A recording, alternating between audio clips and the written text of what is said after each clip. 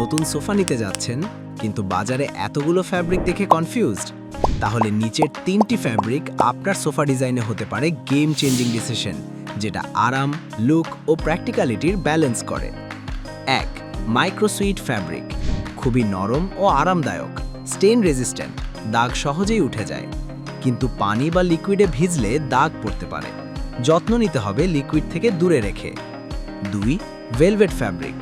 লুকটি খুবই বিলাসী ও classic vibe দেয়।